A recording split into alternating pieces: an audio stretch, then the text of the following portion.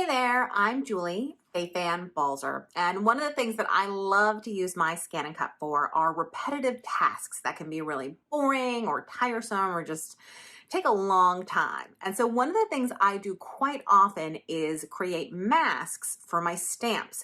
And with the scanner built into the ScanNCut, it is super duper easy to create custom masks for every stamp you make, you buy, anything you have in your stash. So let's do it. So the first step is simply to get a nice impression. I'm using a manila tag. You could use a scrap piece of paper, whatever it is that you want. And then we're going to take this stamped image over to the ScanNCut. I have placed the tag into my scanning mat. This is a non-adhesive mat and it's in here to be scanned. Now you could of course put it on a regular mat as well. I just like the ease of the scanning mat.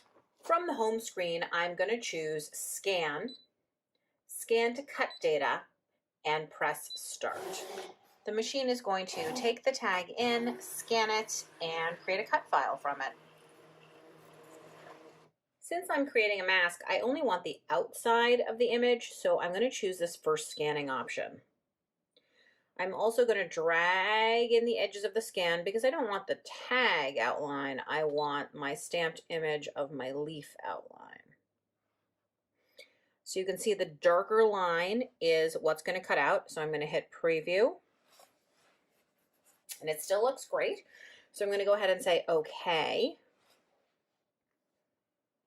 And I do want to save it into the machine. Great, so now it's saved, so now I can cut it out. So we're going to go home, say okay, retrieve data. It's saved into the machine. It's the last thing that we saved, so I'm going to use the double arrow to go and get it. Here it is. And now I can say okay, and I can cut as many of them as I want. So this is the thing that I love. So let's go ahead and say edit, object edit, and then I'm going to use the plus sign here. No more hand cutting for me. I love it. I can make, let's say, 8 of them. Okay, then I can even use the auto layout to go ahead and lay those out for me. There they all are, and I can cut them out whenever I'm ready. So let's go ahead and say, okay, please select, cut. And now I need to unload this scanning mat and go ahead and get a cutting mat. So this is a mat that's no longer very sticky, and it's perfect for this low tack masking tape that I have, because I can stick it down to the mat and it will come right back up. So you definitely want to use a mat that's not too sticky or it will never come up again. But I'm going to put a second piece down.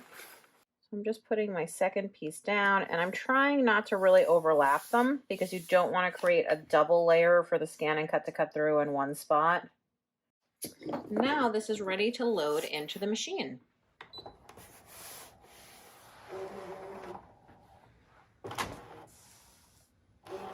And now I'm going to go ahead and press start.